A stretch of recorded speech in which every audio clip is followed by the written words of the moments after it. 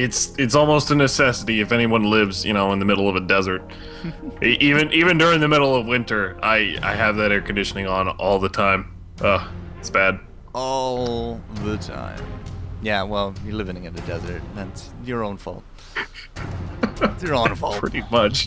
It really is.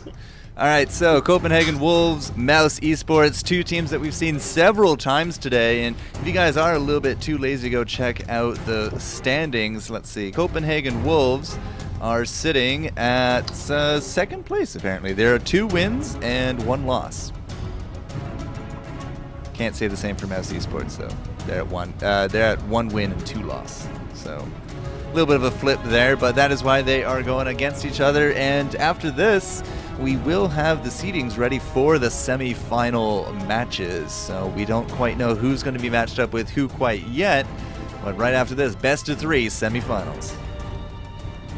That's right. I mean, either way, whoever goes to the semifinals, that alone those are just going to be epic games. I mean, if you just look at all the teams, Fnatic, Raid Call, Copenhagen Wolves, Alternate Attacks, and then Mousesports, just those teams alone are just absolutely fantastic. And I gotta be honest, I haven't seen much of PlayZ, but for them to actually be competing here with these other teams, I gotta say I'm super excited to see where it ends up.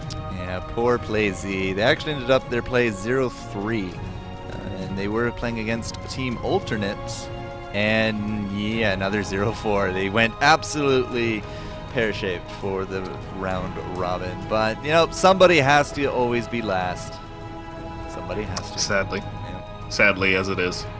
So, as we see the bans come out for Copenhagen Wolves, we did see Oriana, Zyra, and Evelyn banned out same time, and then Mouse banned out Rengar, Lee Sin, and Diana. Katarina actually open. Dun dun dun. That's a first today. Huh. Yep. There she is. Dirksen. I mean, I don't quite know what to straight up say about it. I mean, pretty. Whoa. Okay. Well.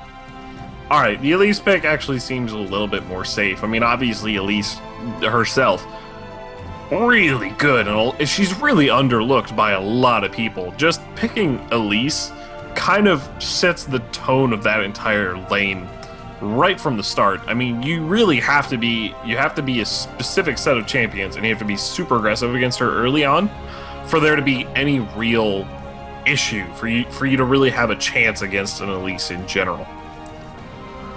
Well, as you said, you're really a big fan of that Elise. You think she's borderline OP. We've seen her do some good work. We've seen her get absolutely stomped on like the spider that she is. But either way, back and forth. Yeah, we did have that Katarina ready to go, but I guess not first pick here for Mouse. However, it is going to be Ezreal, so I don't know. We nerfed Ezreal. We're still seeing 100% play rate so far. You still nerfed Ezreal, but at the same time, he's still an extremely strong champion. Even if he's not out damaging other champions, even if he's not out sustaining other champions, he still has the mobility that a lot just do not have. He still has the the laning phase that a lot of champions just don't have. So, I mean, when it comes down to it, he's a very, very strong pick, especially early on, because you can't pick a Vayne and expect to not get countered. You can't pick a Caitlyn and not expect to get countered. You can't pick a Kog'Maw and not get to expect to get countered. You really still have to stick with that holy trinity, and just Ezreal is a very, very strong pick, in general. And we might be comboing a Sona on top of that. Very popular combination. Lots of long-range poke afforded to them. But we also see a Lulu coming out. Another one of the characters that you were saying is very strong for Season 3. So not only do we have Elise, we have a Lulu and an Olaf to boot. Svenskeren could be jungling it. I don't think I've actually ever seen him jungle an Olaf, but he could also be trading it off for a top lane, put Elise mid or Elise top, and nope, that wouldn't work. It would still be an Olaf jungle. Either way, we still got to see what they have up their sleeves. Last time we saw the Tess, actually this is I think our first game that the Tess is not running Ezreal. That's right. Yeah, because he has been running that himself. I'm wondering if he's going to go with something like a Caitlyn or a Kog'Maw. That's going to be interesting. So Anivia getting locked in right next to that Sona. Anivia very, very heavy middle lane pick, especially with that Amumu. They're going to have a lot of just lane control in general. She's kind of hit or miss whether or not she really shines, but all through the game she's absolutely useful. And even if she gets really far behind, she's like Blitzcrank in the fact that if you get a good wall or if you get a good pull, that's all that you really need to be extremely useful. Yep. So we've seen some very clutch walls in the past as well. Now walls are something that maybe Jerkson there on Elise not gonna really care for. He can just jump right over, but the rest of everyone does kind of have to bash headlong into it. And look at this, first time today we're going to be seeing a Kog'Maw. Now you mentioned Caitlyn as a little bit of a counter because we have seen her I think 2 of our 4 games as well today, but no, I'm very excited to see a Kog'Maw Lulu. Is that a lane? It's a very strong lane, especially Kog'Maw works really well with someone that gives him a straight up steroid, and she doesn't have the attack speed steroid that like Nunu has, but with her picks and the fact that she has that that really long range harass as well as a shield and then the movement speed buff, Kog'Maw really stacks up well with her. Plus, on top of that, you have the Lulu ult, and a lot of picking Kog'Maw is a protect the Cog strategy.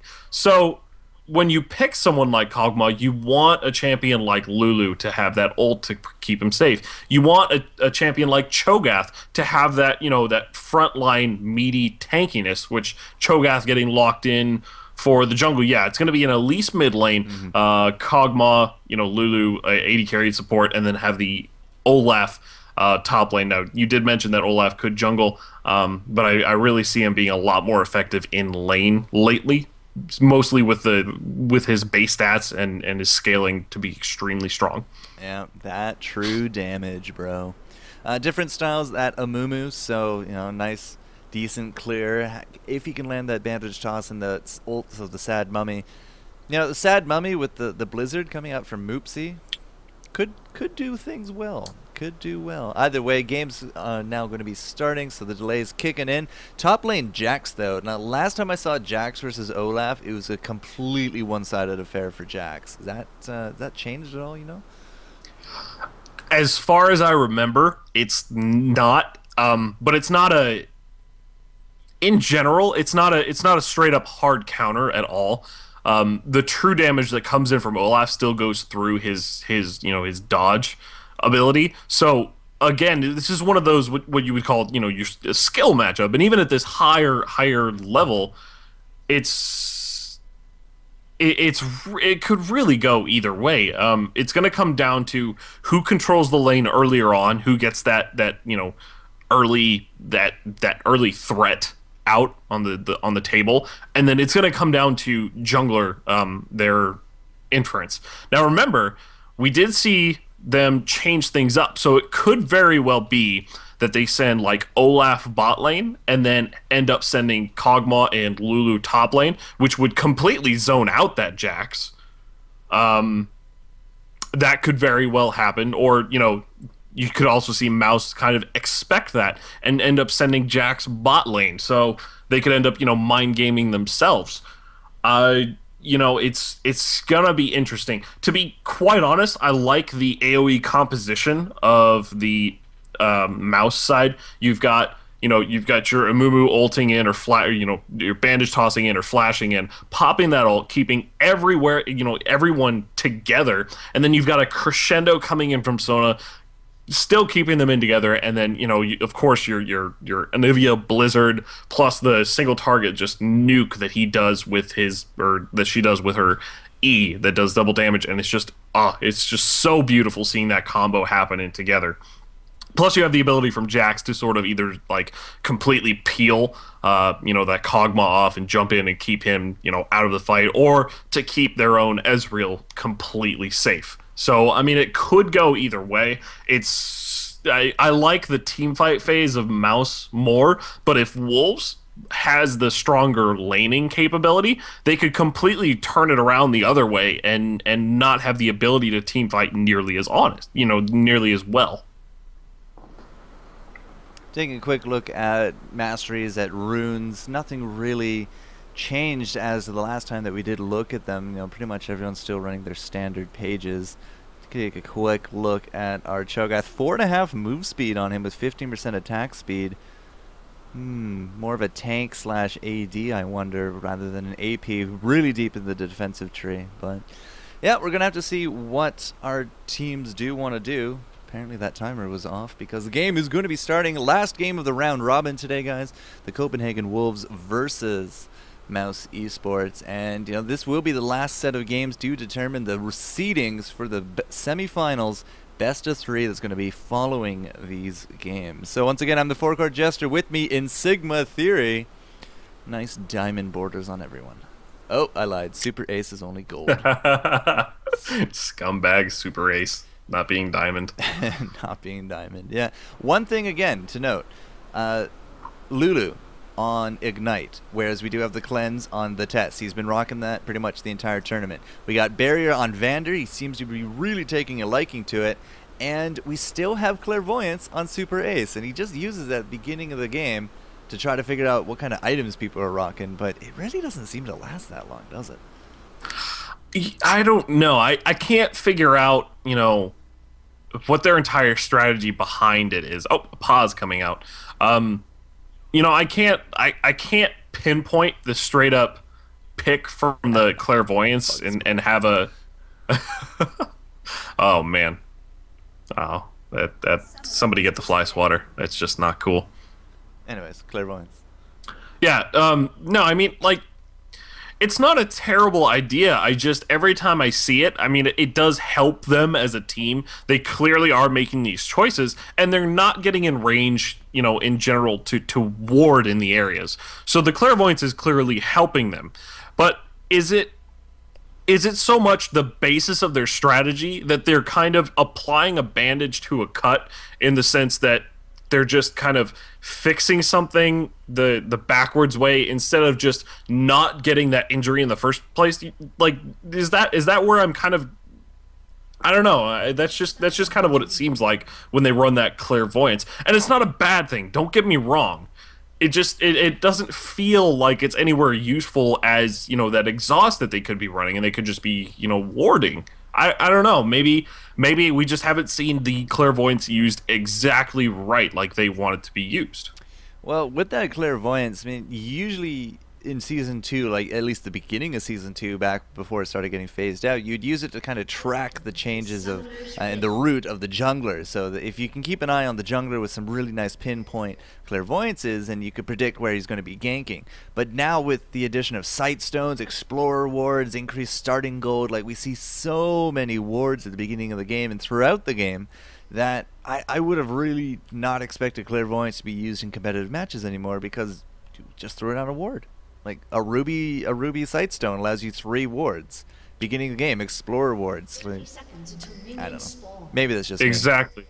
Well, no, and it's completely right. But at the same time, you're also realizing that Clairvoyance, the Sightstone it's very cheap for what it gives you. But at the same time, that's still 700 gold or 800 gold that you got to spend on a Sightstone that you could, use for something else. We did see him get that locket really early on, and that actually had its use in team fights. So, it's a really interesting thing to see. I'm wondering if maybe there's just something that we're missing here, some small, minute detail that is kind of going either over our heads or under the bridge or whatever it is. I don't know. It's kind of interesting. Under the bridge. All right, it's going to be starting off red here. Svenskaren going to be going with not the blue start, but we do have a little bit of an invade. Look at this, Vander and Super A's getting kind of ballsy, just going to be popping in there looking. But I think they have now confirmed that it will be a red start here for our Cho'Gath. Different styles, not going to get a smiteless. No, not going to get a smiteless, but he will get his blue. And a Mumu with a blue, if you don't have a blue and you get invaded or you die and you lose it early, your lane just suffers so hard without that blue on Amumu. Kind of just that very dependent kind of jungler. Look at the Tess though, man. He's just dropping like a rock in this bottom lane. Yeah, when you play Ezreal Sona, you have to trade that off early game, and you have to go, we got to zone him completely out of this one. And that's kind of why, oh man, that hurts to watch. I could just feel his pain of I can't get into the lane, the last hit, what are we doing? Yeah, this is where that Cho'Gath pressure is going to be coming in. But nope, Sven's immediately after that red went straight to the blue, got that going. But this lane up top, I mean, it is kind of pushing against him in terms of a gank. So him versus that Jax should be able to just sit under that tower, no problem. Which means that the Wolves, the Tess, bottom lane, he has 2 creeps to his name to the 12 of Vander. And this is a very different Vander that we've seen early game. Yeah, what we've been seeing so far is him, playing that defensive and that passive side, and it's pretty clear that this one came down to the matchup of Sona and Ezreal. You got to be really aggressive, because if you don't shut that Kog'Maw down early, he's just going to roll all over the place. That Kog'Maw alone, just with a little bit of attack speed, can pretty much shut an entire team down. And even if you shut a Kog'Maw down, his W still does a percentage of total health, or a percentage of max health damage, regardless of how much damage he straight up does. So, yeah, Sven's, he was up top, he was babysitting, decided that it wasn't for him, went to check out the golems, they were taken. So he's lost, a good minute and a half of farming just by sitting up top. I mean, look at this, 21 creeps to the 11. Amumu taking a little bit of a head start in terms of that. And Amumu is also now level 4 compared to the level 3 of Sven. So whatever they were trying to do top lane, it did not work out for them. No, and I think different styles noticed that, almost instantly. He's been pretty clearly just straight up farming, rushing that side stone, because Amumu in the new jungle actually, with the new, how Machete works and how it actually affects, ability power spells, Amumu is actually clearing really quickly, but Winter actually super low from those pokes from Super Ace. Oh man, we might see an all-in, but here comes Sven with that blue and the red. Is going to get the auto attack with the help of the Tess. Tess is tanking the creeps now. As well, does Vander not have Arcane Flash or Shift? Now he does. He will have to use it, burning out the Flash as well here from Super Ace. So really good pressure coming in from Sven's. Kind of needed that. But top lane, Glucose is up here with different styles. Knee Godbro not going to be going down. Actually, Vander's still not leaving town either. But mid lane, Moopsy could be the first blood, but he has an egg form, so that won't work. But he does not even get it popped. 20 hit points. So 3 simultaneous fights across 3 different lanes. Here comes different styles. Again, we're going to jump right past the tower with that counter strike. Forces out the flash from Knee Godbro. And 3 different fights, no kills on the board. Wow, it's so close. I mean, it's pretty clear that no one has a straight up a clear advantage. But at the same time, it looks like different styles going back in. They're gonna go dive for this one now. Godbro does not have his flash. Glucose comes in with the stun, and they're just gonna have to back out because here comes Cho'Gath. Lands a rupture. Different styles having to flash away. Glucose jumping onto the Amumu, but he gets hit by that axe. That undertow almost hits him once again, but he flashes out of it. Gets out of the rupture and makes it out alive. Gank, counter gank, but still nothing on the board. Really good plays come out from everyone. I think almost everybody's flash is down. No, okay, 4 flashes are down, so not quite. But Vander did have to go back. I lied, he didn't go back. He just chugged all the health potions and all the mana here of Super Ace. Now they are thinking of heading on home, but we are going to be returning to lane Doran's Blade and the boots for Kog'Maw. We're gonna have to see what Vander responds with. Jack's actually coming back to lane with, he's looking like 2 Doran's Blades and a Cloth Armor. Same actually build coming out from Ezreal at the same time. So both of them not getting boots as it stands. Anivia actually one of the only few champions with boots, probably because she's one of the slowest champions in the game. Even with the nerf from the boots, every little bit has got to help.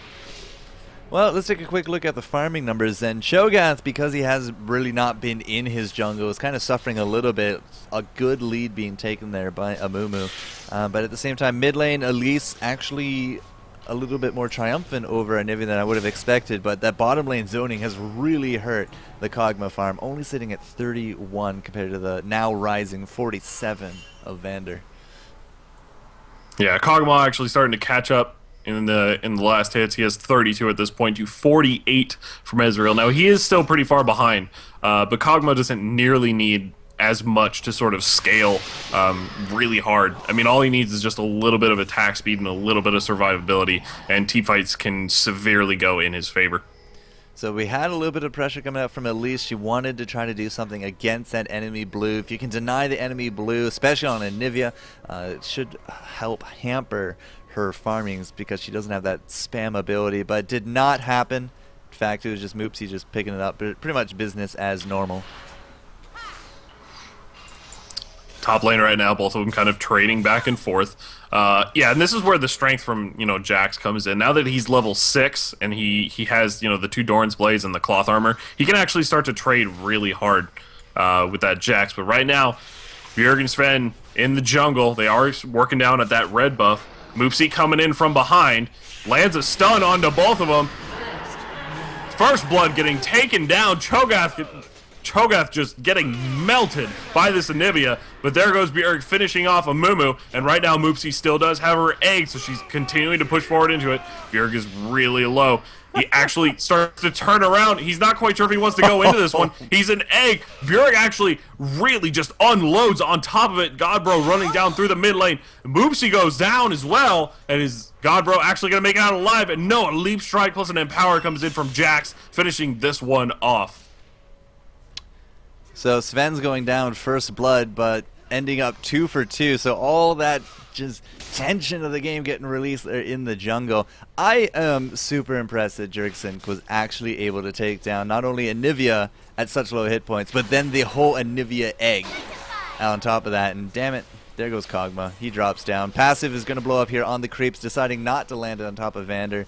Will keep the tower alive just a bit longer. But still, aggression across the board. 2 for 3, and Mouse up 1 kill this early game.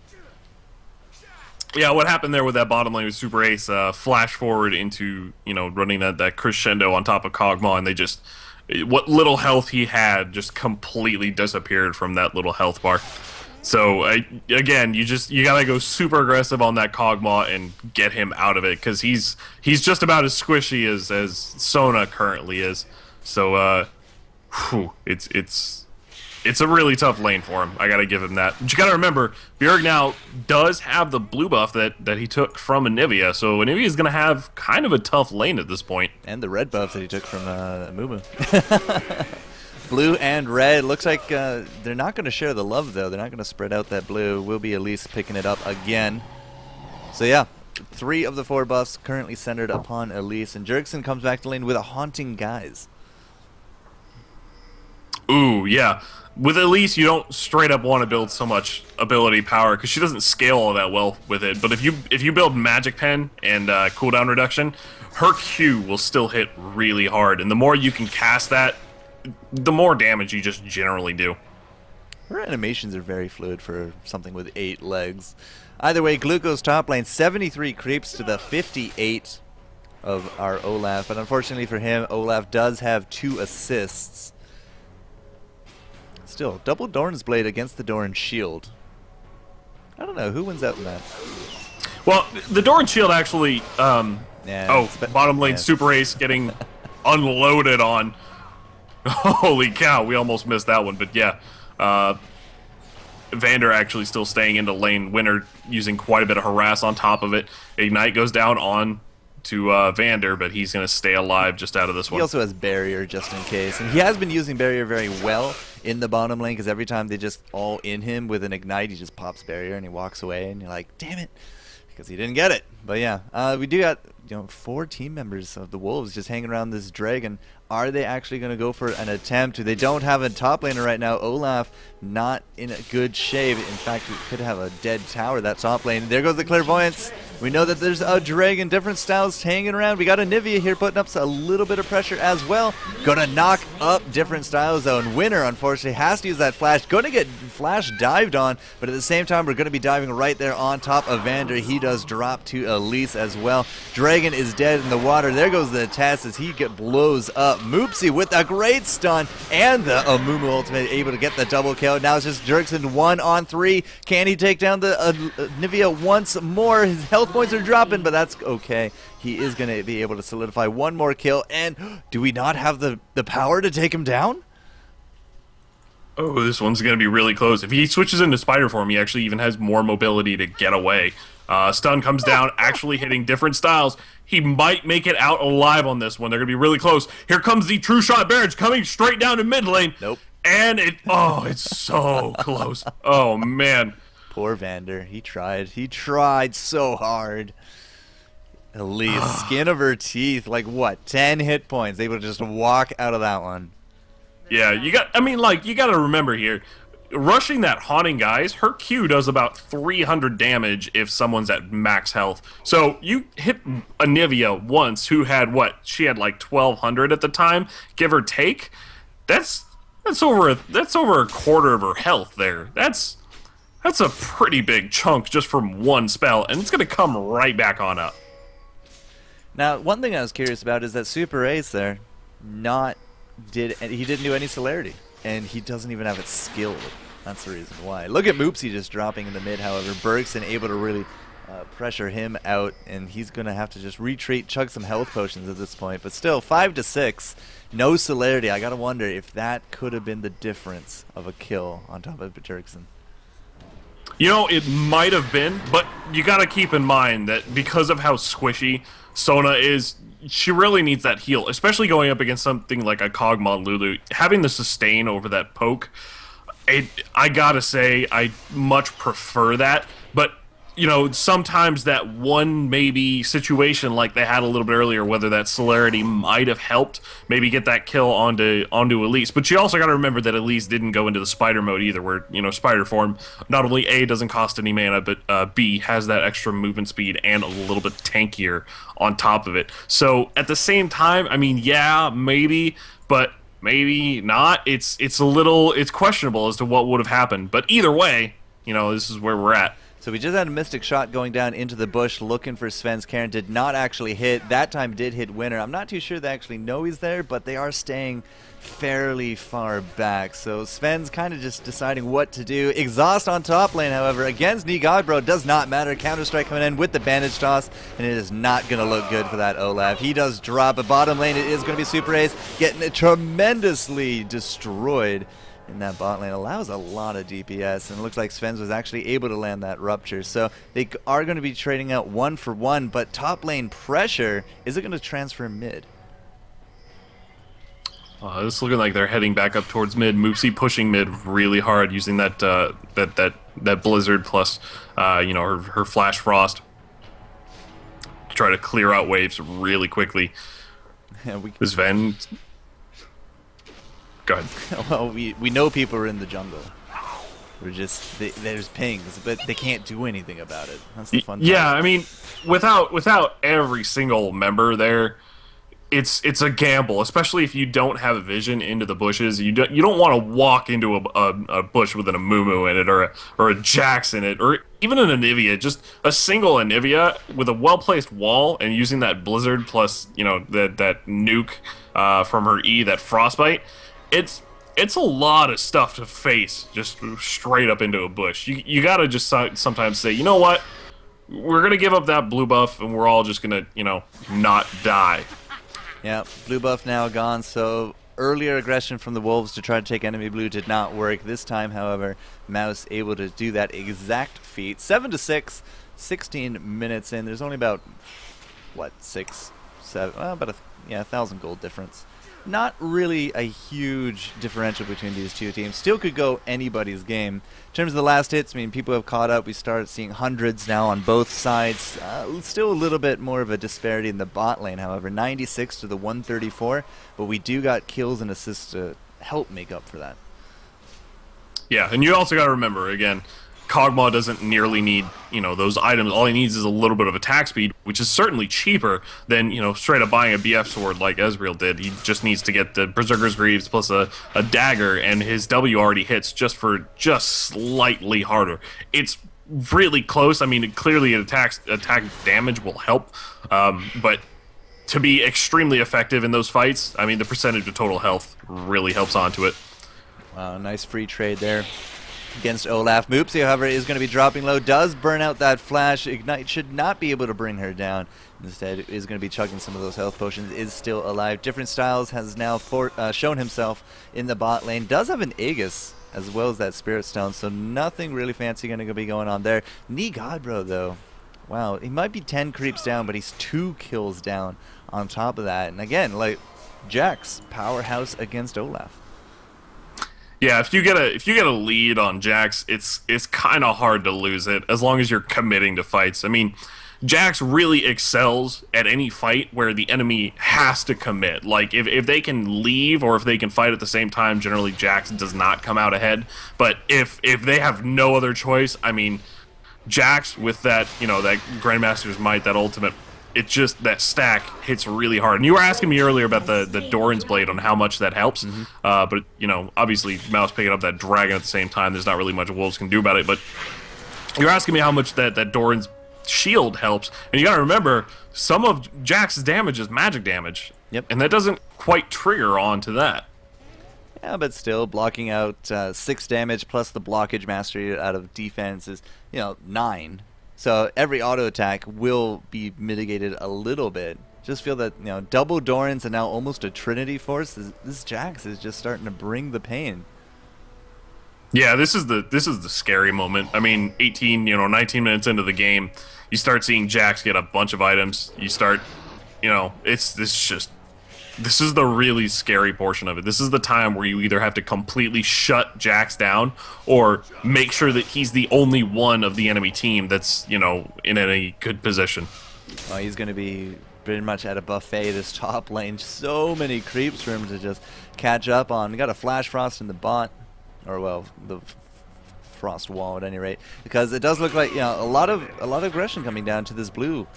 Blues are in big demand, and Jerkson with that Leandri's tournament really wants to make sure he gets one. There's that Clairvoyance, and who got it? I think, was it a smite there out of Amumu? Doesn't matter. Crescendo's going down, the Blizzard as well, and Cho'Gath absolutely destroyed. We did not have Elise go down. Where did Elise go? Oh yeah, she's right there against Super Ace. Yeah, I kind of expected her to go off to the side, but it was Kog'Maw securing the kill on top of Ezreal, and look at Super Ace and the different styles. Just so low. I don't think Moopsie has an egg, does he? No, he still has his egg up, so he would have been, kind of okay, but he would have been, pretty a sitting bird, if you will. So it was Jerkson actually getting the blue. I thought maybe it was a smite steal, but they tried their best to hold it off. Unfortunately, they just ended up losing Ezreal out of that. Now, a lot of people in that bot lane typically means top lane, you would hopefully get something going, but just an absolute wall, that Jax. Cannot get past him. Yeah, it's almost a brick wall for Olaf. He can't really go anywhere. I mean, even though he has his Warmog, he's still not tanky enough to deal with the Jax. And Jax just now finished his Trinity Force. He didn't even have a whole Trinity Force there to deal with that, and Olaf still could not just get into it. 47 health regen every 5 seconds on Olaf. I can only imagine that's going to go up as he does keep tanking. I mean, he has the shield. He now also has that Kindle Gem. Probably going to look for that Shurilias just to get into the back lane, try to take out Vander for these team fights. But still, I mean, 7 to 8, still only 300 gold separating these guys. Yeah, it's an extremely close game at this point. And especially with the way things have been running, Wolves has just been denying blue buffs from Anivia. And even if they're not gaining a huge gold lead, not having an Anivia with a blue buff is a big issue, because she can only really force, one major fight before her entire mana pool is gone. And even now she's sitting at just a little over half mana. So the way Wolves is running this, it's actually kind of in their favor. Well, Kog'Maw is also now starting to catch up. I mean, he's now up 2 kills, and his creeps are almost on parity. I mean, now they're 2-3 waves, and pretty much he's on top of that. In fact, in terms of the gold, he's 100 up on top of our Ezreal. But Ezreal, you know, 20 minutes in, does have that Infinity Edge. No Trinity Forces at all today for Ezreal's. 100% Infinity Edges.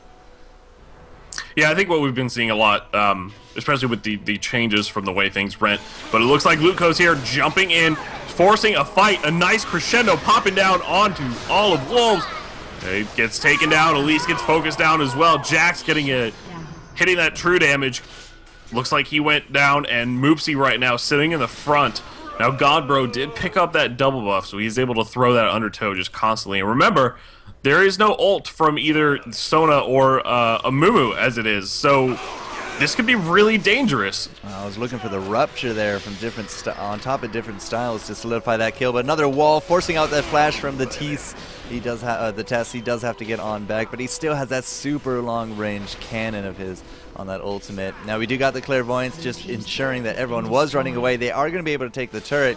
So Mouse coming out slightly ahead, I want to say, out of that one. Yeah, they definitely did. I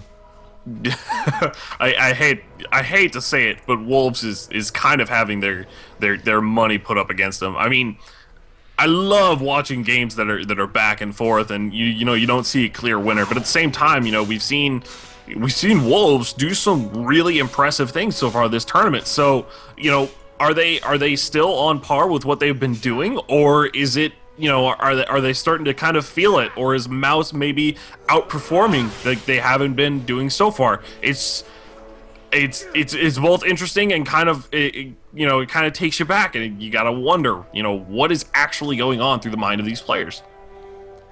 Score of 8-9. I think the important part there was that our Kog'Maw is still able to just keep farming. I mean, he does have that Zeal, went for the Zeal before the BF item, and yep, there it is, Infinity Edge now completed. So about a minute and a half, I think, after 1849. Wow, 6-minute difference? Ezreal picked up Infinity Edge at 1849, and now we only get it here. Wow, he's had that for 6 minutes. I was not aware of that. Yeah, we also see Ezreal getting the Merc Treads as well, and that's got to be a clear response to both the stun from Elise, the you know, the crowd control from Lulu, and then obviously just in the entire set of Wolves team has just, each character has their own slow. Each character has their own little zoning capability. So Ezreal has to give up those Berserker's Greaves and has to stay forward in the fight, especially because he doesn't have, you know, a straight up tank line. I mean, obviously he has the Amumu, but the Jax is pretty much going to be zoning out the AD carry. That's kind of his job, is just to peel. So him not having the straight up tank line like Kog'Maw does, it's kind of turned things around. Well, this is where we're hopefully going to see Godbro shine. I mean, he does have that Warmog, not exactly the Shurelya's, but it has a Giant's Belt on top of that. So 3,600 hit points puts him at 55 health regen per 5 seconds. And doing a little bit of a jig here at the Dragon. Everybody really wants to just pet the lizard, but nobody really wants to step forward to do it. Yeah, I mean, it's this kind of fight is going to come down to who engages onto who. There it is. Different styles. Actually, Bandage tossing in onto Cho'Gath. Gets actually focused down by the Cho'Gath ult. But at the same time, Moopsy did take a ton of damage from that rupture. And there goes, turning around. Mouse really low. Super Ace getting focused down by Godbro. Godbro still focusing in. Moopsy in the egg form. Moopsy gets taken down by Elise, and Vander flashing away is extremely low. Wolves does have his ult. There's the barrier coming in, and here comes Elise. The stun actually lands onto 8. Ezreal, and Ace comes out from Elise. Asu. Wow. And on top of that, they're going to be grabbing themselves a dragon, assuming that they don't die to it. There we go. 13-9. That is going to be putting them in clear in the driver's seat of this game. So about 2,000 gold lead developing out of that. We went from 200 to 2,000 gold lead, plus 5 kills. I mean, oh, very powerful stuff out of the Wolves. Yeah, no kidding. The way this game has been going, it's really back and forth. And there's a pause. Did it actually bug splat again? Called it. Oh, no.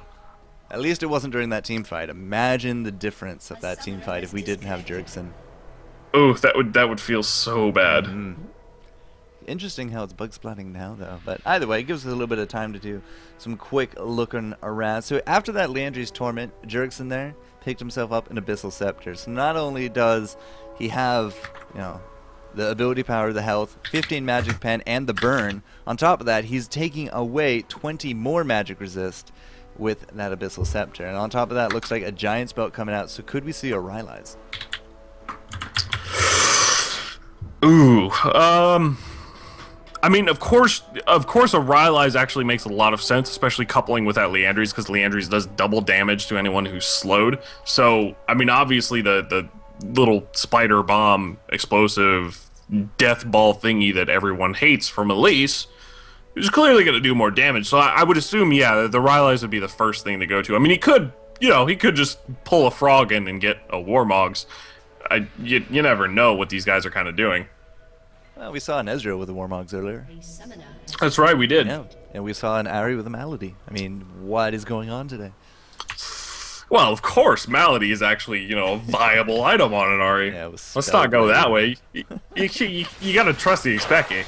We have a Phantom Dancer coming out here for Kog'Maw. Should be actually done fairly soon. It's 26 minutes. And the same idea coming out as well for our Ezreal, Vander, who's actually been playing, not exactly top form, 1, 3, and 4. Has 200 creeps to his name, the highlight there, but need to start getting him a few more kills. Yeah, it's just, this thing is so much back and forth. Actually, one of the things I wanted to point out was Mikhail's Crucible on Winner, but there goes Glucose, starting to set things up. And no, the Mikhail's Crucible on to Lulu, he's actually... Earlier I was talking about the whole protect the cog strategy. That Crucible alone is really the biggest protect the cogs. Now not only does he have cleanse, but he's got that Crucible on top of him as well. He's never going to be held down. 3-minute cooldown on it though. You really gotta pick and choose when to use it. Also with a nice heal. So not only can you throw the Crucible on top of a Kog'Maw, then you can knock him up for that heal into the temporary hit points. Very powerful combo. Yeah, no kidding. You also gotta remember, supports now have how many items now that have actives? How many times is Lulu gonna miss her ult because she's activating 5 items on top of Kog'Maw? Is that actually going to play a part? I mean, of course the mechanics of these players are top notch, and it's pretty clear that they're probably not going to miss it. But is there that one situation where maybe he just didn't quite have enough time? Because it still takes time to activate all of these items. I think if you face roll enough, it'll just happen naturally. Face roll, the answer to everything. 13-9, we have an Oracles there out on the table. Oracles does, of course, have those limited durations now. It did get nerfed in the Season 3 patch, but still, clearing away all this barren vision areas means that the Wolves, could be going to bait a fight. We did already burn out that Clairvoyance, so we knew what was going on. I was gonna say that was not nearly aimed at the Baron, Mr. True Shot Barrage, but no, he's gonna be just clearing out that top lane. So if he's gonna be using the True Shot Barrage already, they really don't want to be leaving this area. No, definitely not. Especially since he used it. This is kind of an iffy situation. There's a ward there, so Wolves have just seen that happening. A stun lands on top of different styles. At least repelling up into the sky, and there it goes. Glucose actually getting kind of focused down on Bjergsen, heading towards mid lane, trying to stay safe. Nigodbro actually finishes off that. Anivia turns around, heads towards the Jax. Bjergsen hits a nice nuke and kills that one off as well. Sona actually getting caught out at the same time. A nice undertow hits on to Sona. Sona getting actually just bursted through. And holy cow, Wolves is just turning these fights on end. Surrender vote failed for red team, but still 5-0 once again. Just looking to bait out that Baron. I think that they did pretty good in terms of that. And it was kind of funny how they were just circling each other, but as soon as you just saw them out there in the open, you had to take the opportunity. 5 for 0, Elise goes back, defends the bottom lane, nothing to be gained there for Team Mouse, and down goes that mid inhibitor. 30 minutes in, first inhibitor dropping, and now all of a sudden, 6,000 gold lead for the Wolves.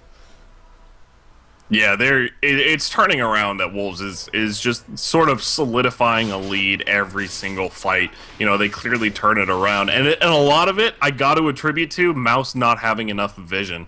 With the changes of Oracles and with the new Sightstone, there really should be no real true reason that you're not having complete vision of the map. And I think that's what they were falling into the trap with the clairvoyance of. They're kind of relying on that to be their, really true guide. I mean, obviously they're warding as they go, but if you just took a look at the vision during that last fight, how many wards Wolves had up versus how many, Mouse had up at the same time. So it's pretty clear that Wolves is clearing the wards as well. They're using pinks, and they did have an Oracles during that last fight. So, I mean, there is that, but at the same time, Mouse is just... they're losing control over the entire map, and this is kind of the point where they'd have to turn it around. They'd have to kind of get it together and focus that one down. 18-9, 30 minutes in, just doing a little bit of more farming. As you said, let's take a quick look at the vision. Bam. Absolutely no wards on the map for Mouse. Do they even have a Sightstone? No. No, it does not. And I don't think I've actually seen them get one yet. 2 games, no Sightstones. Yeah, I'm fairly sure that's about right. I mean, last time we saw Zyra, their support Zyra, with a single locket at the end of the game. That was her entire item.